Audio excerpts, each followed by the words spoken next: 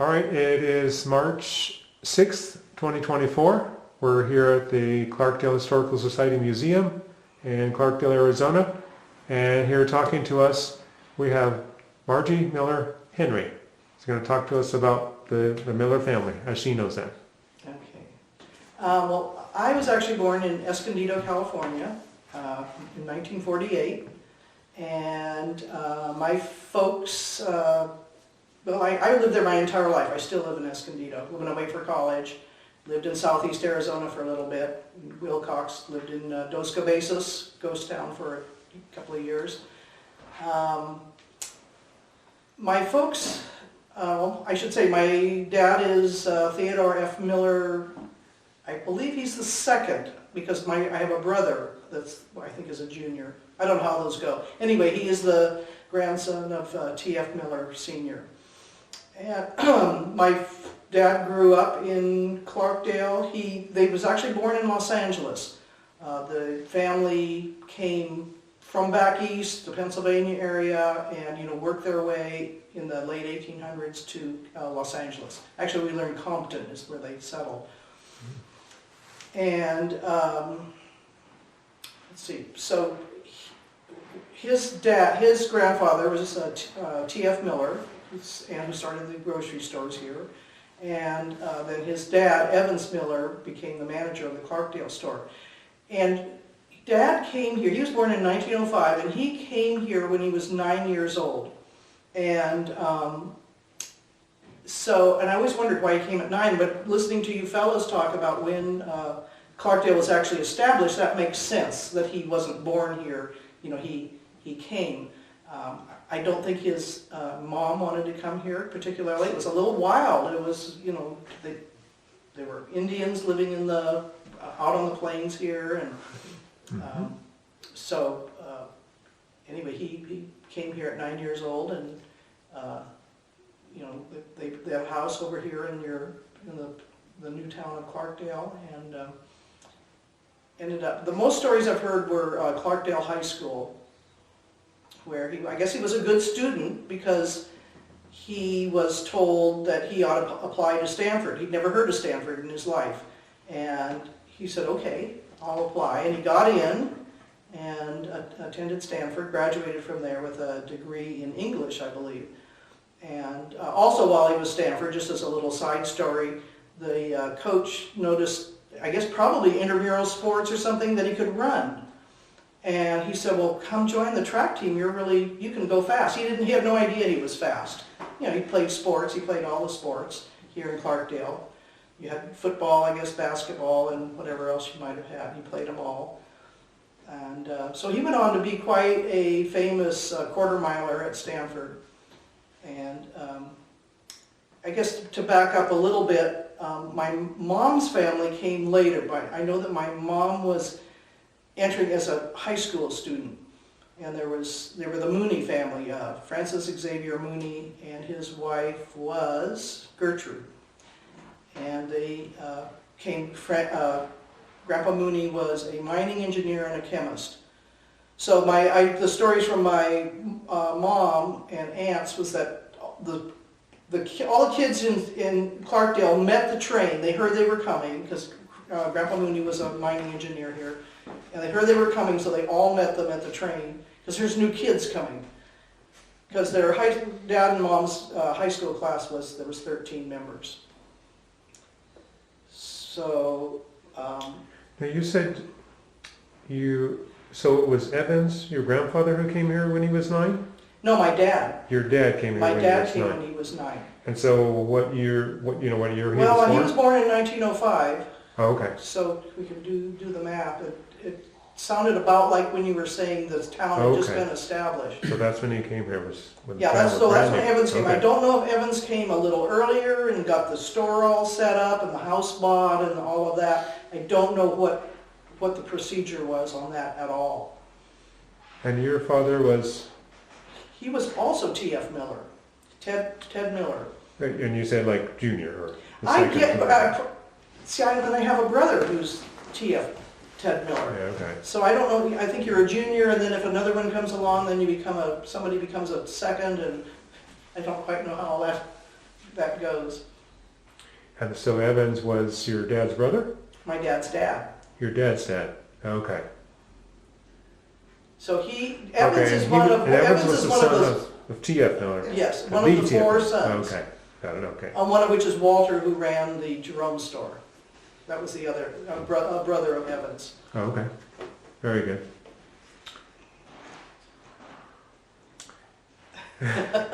Oh, yeah, you can continue. You're meeting the train, the new kids coming. Oh yeah, so that's kind of, in a way, the Mooney family showed up with, there were 6 kids, and so that really, boosted the population of Clarkdale.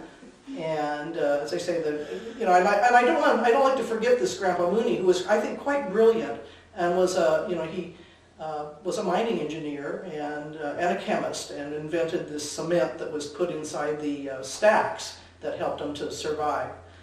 And I never met him. I'm young in the family, and so I never met these grandparents. I never met any of them, and so they're just stories to me.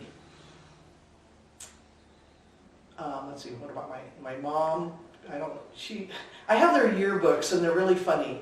The Clarkdale High School yearbooks. My mom, her senior story. I guess everybody wrote a senior story, and hers was how to vamp a man. So I thought, oh my gosh, Mom. And so your mom was a Mooney? Yes, she was a Mooney. And what was her first name? Her name was Catherine. Catherine Mooney. And do you have an idea what year she graduated? Same as my dad, so that would be, let's see, I have to do a little math on that. Early 20s? Yeah, because I think Dad graduated from Stanford, I think 1924, 1926. Okay. Go backwards on that. Okay. Expensive. Where did Ted Miller live? Do you know? Up in one of those houses. I think I've got addresses somewhere of their houses, both the Moonies and the Millers.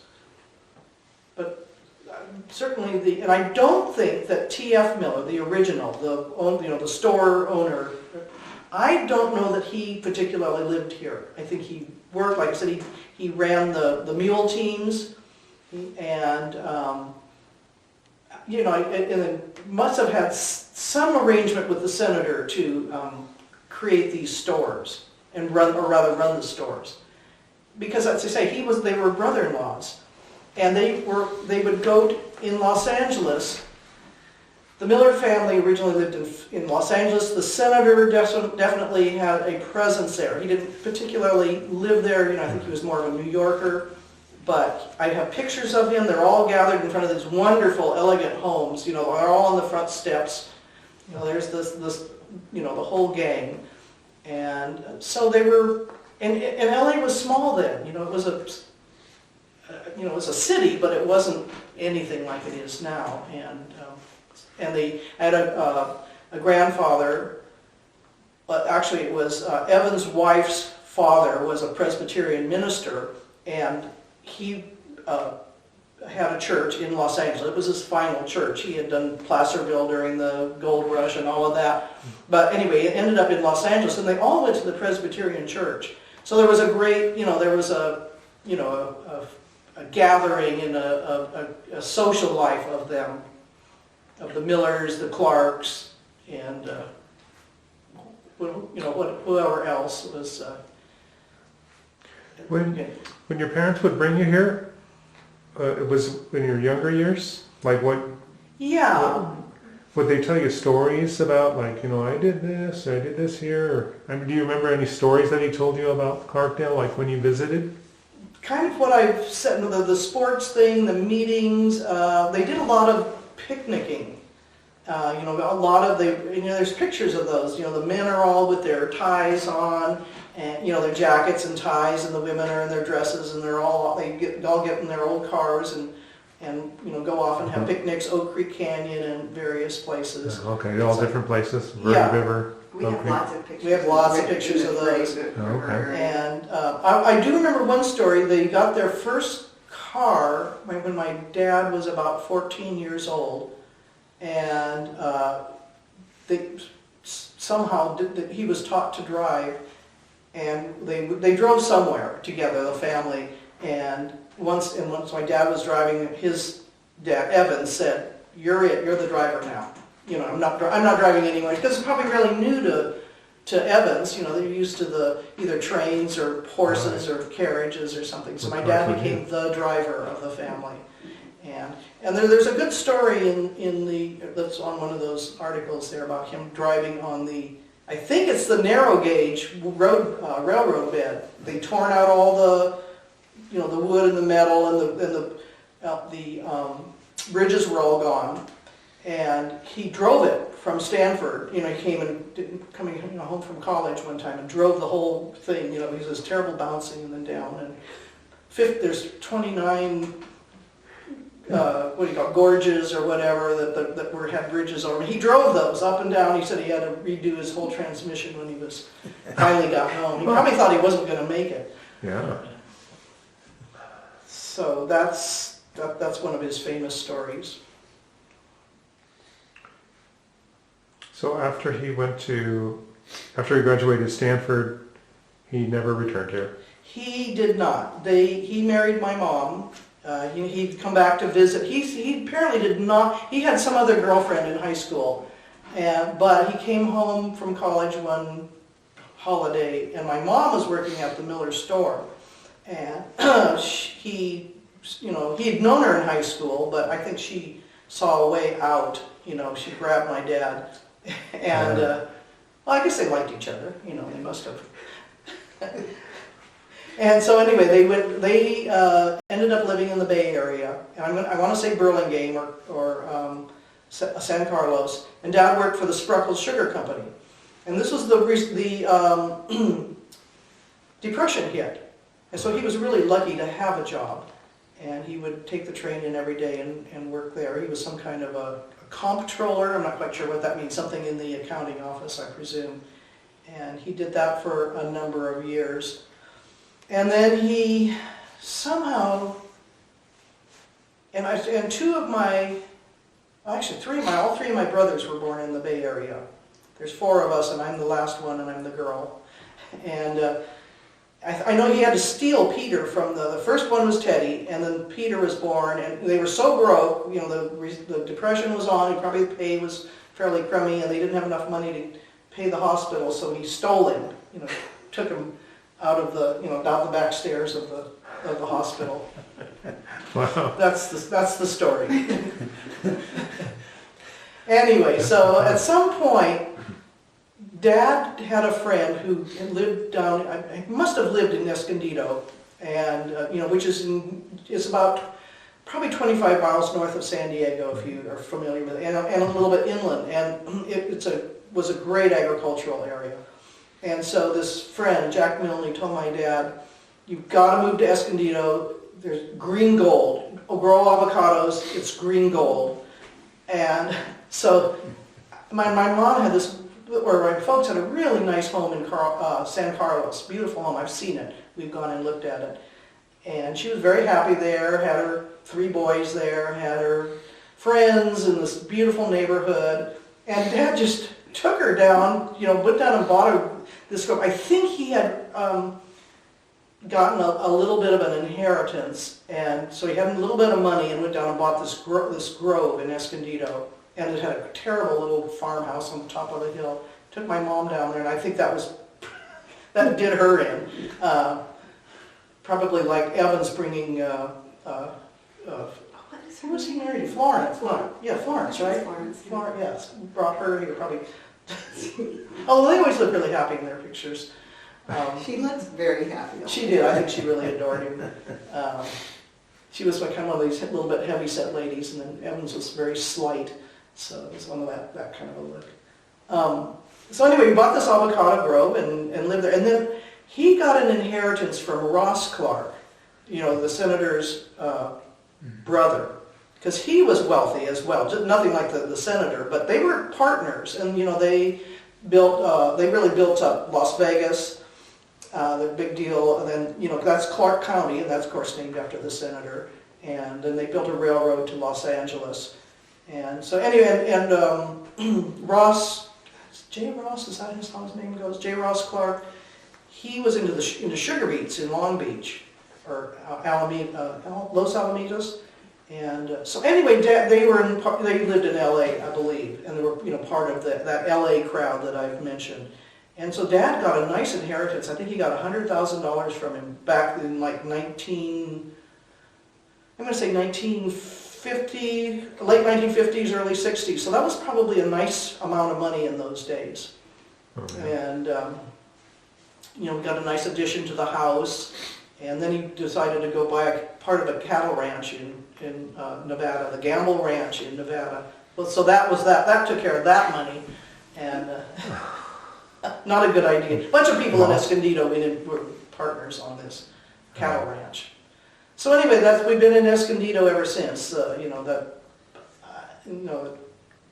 whole Bay Area thing ended, and moved to Escondido. And he wasn't long before, he just tried to make the green gold thing work, but it took him a year and he realized he needed to get a job. You don't get rich, raising avocados. Right. Maybe every 10 years you have great prices and you make some money. So he was the business manager of the school district for 20 years. So that's kind of that story. I guess I'm kind of bouncing back and forth on this. But I don't know, like I say, I don't know a whole lot about Clarkdale, except it was where my folks grew up, and it has a place in my heart.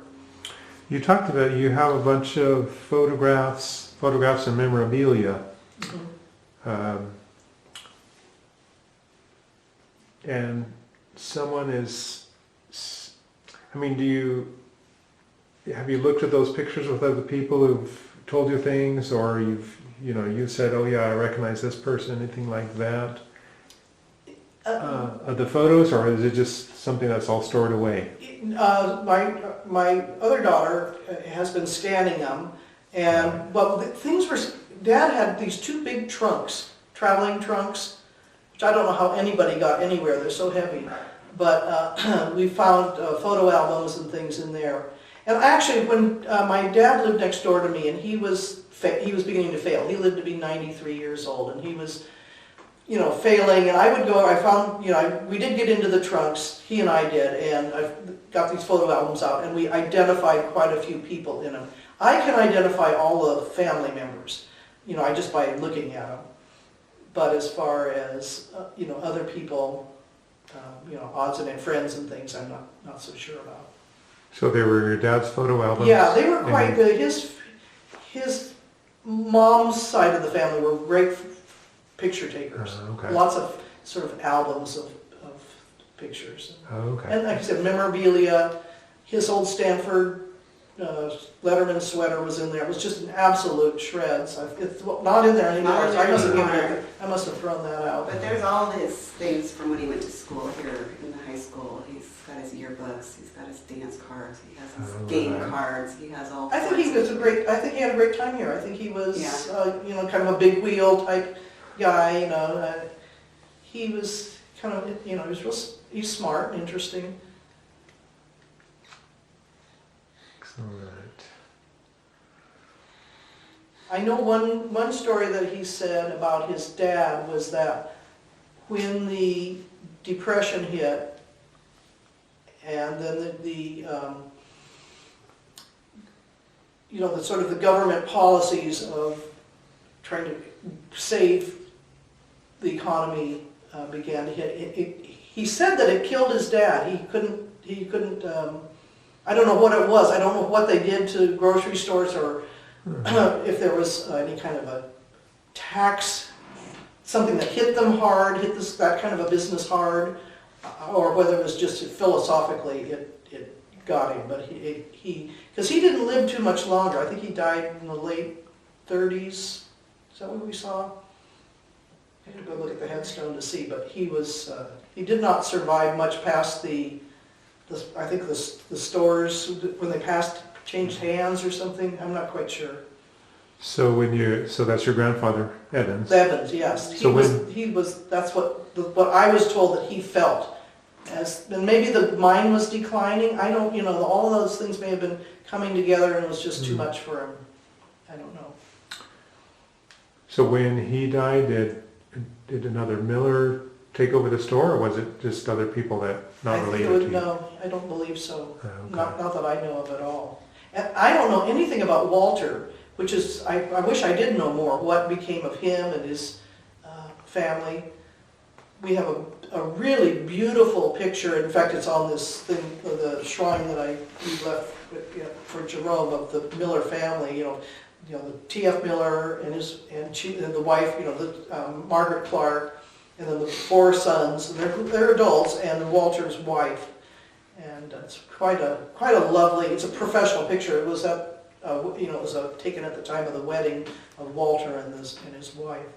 So I think that would be a nice picture for you guys to have. Yeah. And you may already have it somehow or another. Sometimes these things, arrive here without me knowing that they've been given. So your dad, he would not have ever met Clark, like William Anders Clark. Oh yeah, he had met the senator on occasions, yes. Did he tell you about him? Like what the experience was? I think they would all. I remember him saying that the train would arrive with the senator, and he had his own car on the attached to the right train. here in Clarkdale? Yes. Okay. And they would all everybody spiff up and go see the senator. And I think didn't he have some kids that grew up here? There was Walter Clark. Am I saying the right name? Junior lived here in this area, had some kind of a fancy house. That was Charles Clark. Charles, okay. Charles Clark. And Charles Clark ran the smelter for a while, and then he left, and then Clark's grandson came and ran the smelter and lived in the house. The house that you're speaking of was built after the senator passed away. It was built around 1928, I believe. And the grandson passed away in a plane crash. Yes. Between here and Sedona. Uh-huh. Okay. Yes, I think I know that a little bit. And then it wasn't long after that the rest of the family, who I guess inherited the copper company, decided to sell. Okay. In about 1935. Yeah, because it seems like the story ends about then as far as the connection to Clarkdale. Yeah, well, yeah, that makes sense. Yeah, but so the Millers stayed in Clarkdale for about another 5 years before they sold the business to the Selmas. okay, they hung on then. Yes. But things were probably, I would guess, not going so good if the smelter... Well, the smelter had reopened after it was sold. It had been closed down during the Depression, not only because of the Depression, but also there was a slide up in Jerome that kind of put a bunch of rock in the pit that needed to be cleaned out. But when they sold it to Phelps Dodge, it was Clark's sisters were really the only ones that survived because all of his sons had passed away.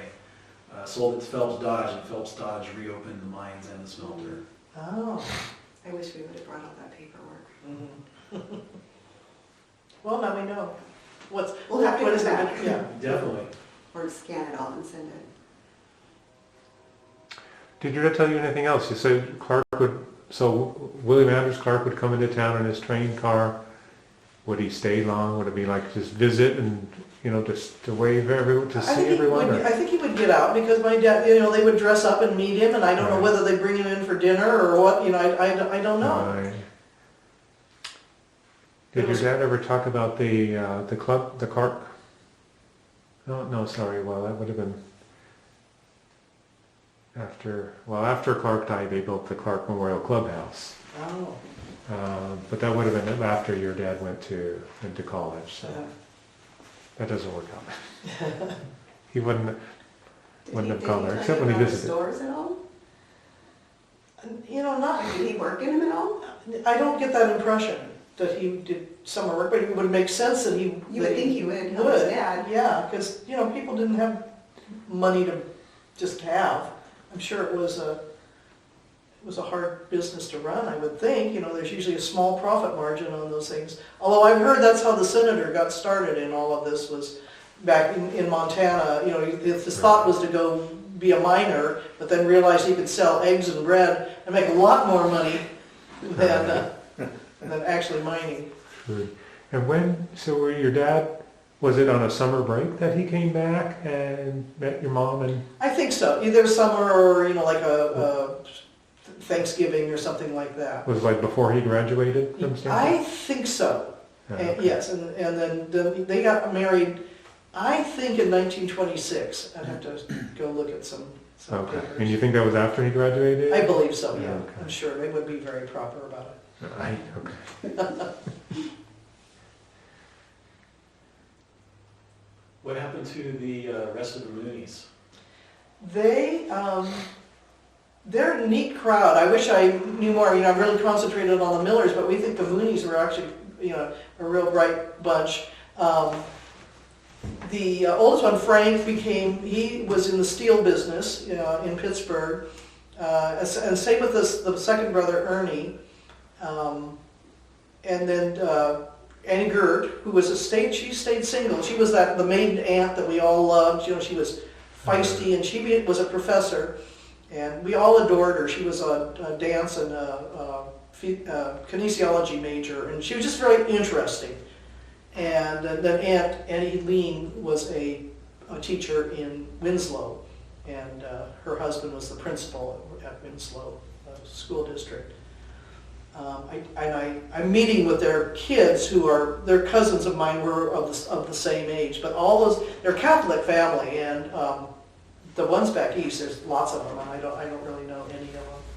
But there's some here in Sedona. One lives in Sedona. Annie Gert actually ended up living in Sedona, and then gave her house to one of my cousins, and she said it's just wild up there now. She had a nice house under that Cathedral Rock or whatever, where that church is. It's kind of in that neighborhood. Okay. Chapel Hills. Chapel Hills, yeah. So, I've been there several times. I was going to say, I know there's another story, which has nothing to do with anything probably, but there was another son in the Mooney family. His name was John Mooney, and he was out. They were out somewhere somehow. I don't know if he was on a horse or in a car, on a wagon or what, but someone shot him, killed him. So they had a rifle and just shot. It was not a hate crime or anything, but that was quite the family tragedy. And he was a teenager, and I think he was the youngest or the second of the youngest. So that was one of those family incidents that was interesting. And so was he would have been an uncle of your mom, or? He would have been my mom's brother. Oh, you're one of your mom's brothers. Yeah. Oh, okay. Oh. So, And did your mom's father stay here what had happened? very long? What happened? Working in the he actually smelter? ended up living in the Bay Area. He and his wife, Grandma Mooney, ended up moving to the Bay Area near my folks. So maybe the mine was playing out. Maybe he was at retirement age. I can't imagine he'd be at retirement age because my dad would have been in his 30s, 40s. He was probably of a similar age. No, that would have been my grandfather. I'm losing. It's hard to you get these generations mixed up. Yeah, maybe he would retire. Maybe he'd been done. Maybe the mine was winding down and ended up moving where my folks were so that he could be, near them for a little sustenance. I've heard that his picture we're going to take the train ride tomorrow, that there's a little museum on the train, is that correct? And there's a picture of the supervisors, and he's in one of them. Mm-hmm. Oh. So. Yeah, there's a museum actually in a boxcar at the train station. Oh, at the train station, okay. Yeah, so you can look around that. Yeah. So I don't know if I have any more interest, or because I'm so removed from it. Just any other stories they might have told you about Clarkdale? I mean, either mom or dad. Did mom have any good stories about I don't know, high school or anything when she I lived know that they liked going to school here. I know the sports was a big deal. The rivalry with Jerome was a big deal. And I think they could always beat Jerome. In my dad's story, there's a story about him they played basketball up there in some kind of building that was not it wasn't a gym. It had pillars in it, and it wasn't the right size in any direction. And The early days of basketball. they said that was the one and only game that they played, at least in that building. I don't know if Jerome ever got a gym over the years, but it's a kind of a funny story in that pages. He said he was assigned to guard their best player, and it was the first time he'd ever played, and he managed to keep him from scoring. Well, I wonder, where did Clarkdale play basketball before they built the auditorium? There was the high school had burned down. There was an auditorium on the second floor that served as a very small gym. It wasn't regulation. Wow, okay. No regulation anywhere. Right. Yeah. Oh, I know another story that I liked. It was that they would play golf somewhere, and it was the greens were the only thing that was kind of cleared off. Otherwise, you're just playing through the desert. And I don't even know if there was grass on the greens, but that was. If it was the golf course here, then no. Originally, there was not grass on the greens. Yeah. Originally, they had sand. Right. So they would clear the greens out pretty well. Or at least they have the cup in it, but the greens in quotes, and then they were just hitting over the rest of the boulders and cactus, and I think they had a lot of fun. I think it was a neat, kind of a neat place to grow up. Like I say, I don't think the grandmothers liked living here. I think it was a little scary because there was probably nothing really to. I do have a nice basket that was bought from the Indians off the, that were living right across the street, and so, I just think it was a little hard. I know that Grandma Miller would, like I say, escape to Los Angeles as often as she could. Okay. Right.